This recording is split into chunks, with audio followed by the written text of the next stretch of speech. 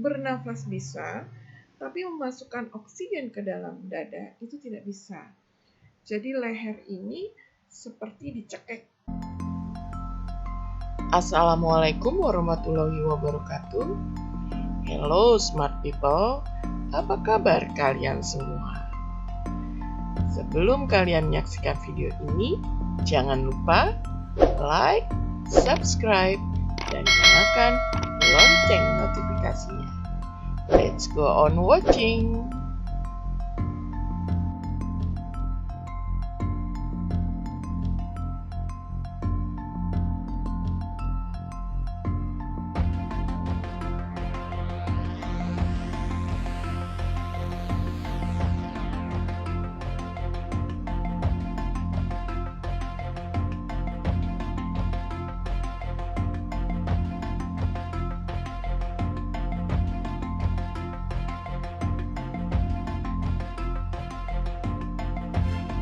Assalamualaikum warahmatullahi wabarakatuh. Halo smart people, yang akan saya ceritakan adalah gejala-gejala COVID yang saya alami selama saya dalam isolasi mandiri. Menurut dokter, itu ada tiga fase gejala. Yang pertama adalah gejala awal. Gejala awal ini kalau tidak ditanggulangi maka akan masuk kepada fase kedua, yaitu fase gejala sesak nafas. Kemudian ada yang disebut dengan happy hipoksia. Dan kalau sampai di gejala kedua ini tidak diatasi, maka dia akan masuk kepada gejala ketiga, yaitu gejala badai psikogen namanya. Gejala-gejala COVID yang saya alami yang pertama itu adalah demam. Atau kalau orang Betawi bilang itu meriang. Pada saat itu saya merasa mata saya panas, badan ini tulang-tulangnya terasa ngilu. Saya merasa lemah dan nyaman kalau dibawa berbaring pada saat itu. Sehingga hari pertama, kedua, dan ketiga itu saya lebih banyak berbaring di tempat tidur. Gejala setelah saya demam, kemudian saya merasa hidung saya tersumbat, saya mengalami kesulitan bernafas. Pada saat itu saya sampai agak kelabakan gitu ya, terus saya minta kepada anak-anak saya untuk mencarikan obat yang bisa melancarkan pernafasan di area hidung. Kemudian pada saat itu juga saya setelah mengalami kesulitan bernafas, timbul lagi sakit leher. Amandel saya membengkak, terasa sangat sakit ketika menelan. Jadi semua ini terasa lebih parah dibandingkan ketika saya mau terkena flu. Jangankan untuk menelan, untuk minum saja itu sakit luar biasa. Di hari keempat, lidah mulai hilang rasa. Sejak awal sampai lidah itu hilang rasa, saya mulai kehilangan selera makan. Perut saya terasa mual, makan apa, tidak ada makanan yang enak. Semua begitu masuk, rasanya pengen dimuntahkan kembali, sehingga saya makan sangat sedikit di awal-awal saya sakit. Di hari keempat menuju kelima, itu saya juga mulai kehilangan penciuman. Jadi yang biasanya saya sangat sensitif, biasanya saya minyak wangi aja, orang pakai minyak wangi jarak 1 meter, itu saya sudah bisa cium baunya. Dan kalau misalnya baunya tajam tuh biasanya leher saya langsung sakit gitu ya. Tapi saat saya terkena COVID, minyak wangi itu harus disemprot di jari, kemudian ditempelkan ke hidung, baru saya bisa mencium. Itu juga baunya sangat lembut sekali. Kalau mandi itu saya selalu menggunakan sabun bayi. Nah biasanya tuh kan sabun bayi tuh wangi bukan main, kalau dipakai tuh rasanya seluruh kamar mandi itu bau harum luar biasa. Nah ketika saya mandi, jadi walaupun saya sakit, saya demam, saya tidak bisa mencium, susah bangun dari tempat tidur, saya selalu memaksakan diri saya untuk mandi. Karena kalau disiram dengan air biasanya kondisi temperatur badan itu turun. Jadi saya pikir saya tetap mandi, dan ketika saya menggunakan sabun bayi, saya nggak bisa cium sama sekali baunya. Pakai sampo juga nggak bisa cium. Bahkan sampai ditempel-tempel di hidung, itu sama sekali tidak bau gitu sabun bayinya. Di hari keempat itu juga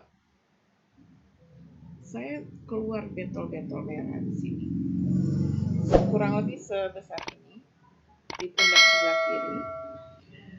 Kalau teman-teman atau pemirsa pernah lihat video dari Dewi Persik yang merah-merah badannya, seperti itulah kurang lebihnya.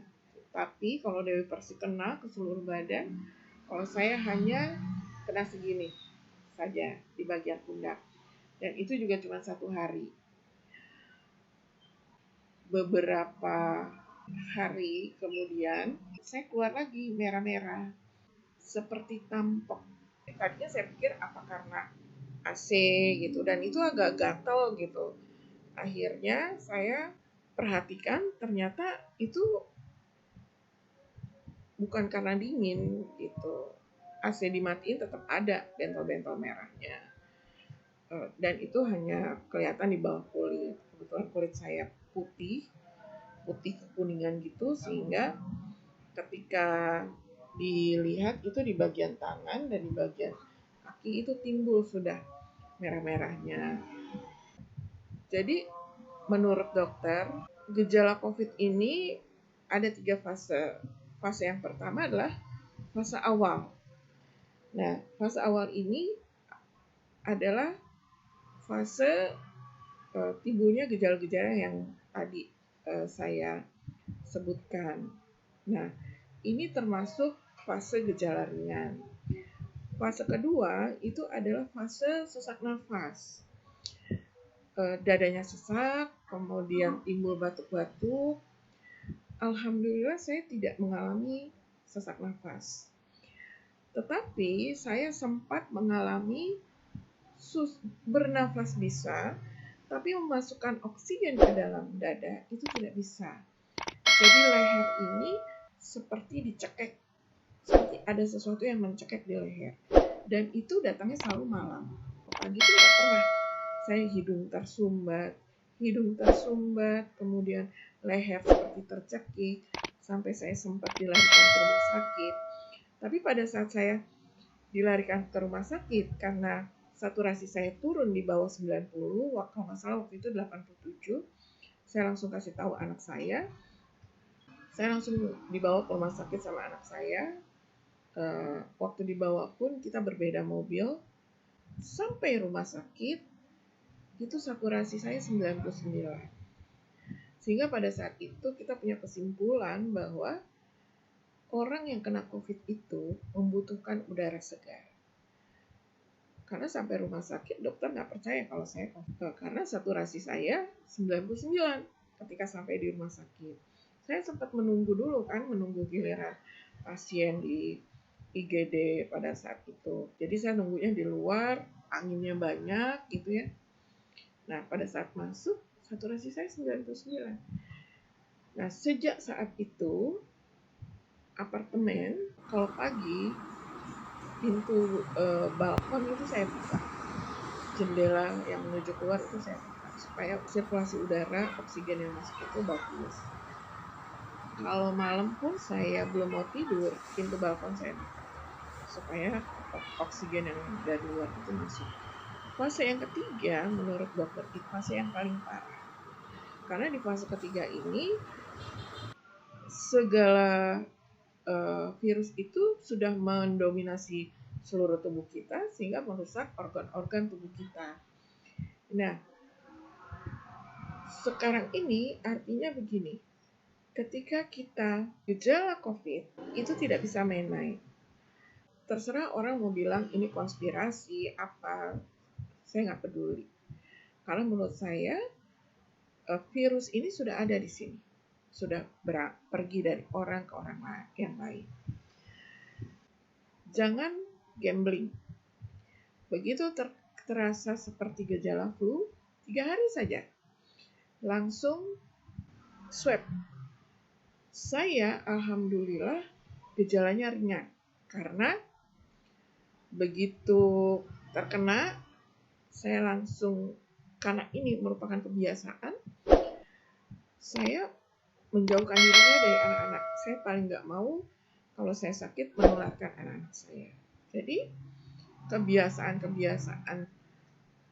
kesadaran ketika kita sakit, menjauhkan diri kita dari orang-orang sekitar kita, itu juga harus dibangun.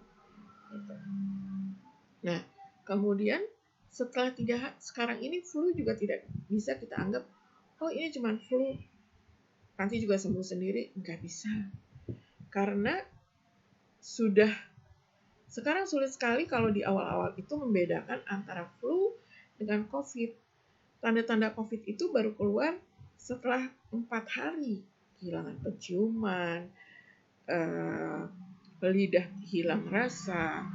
Nah, kalau masih di fase awal, itu masih mudah disembuhkan.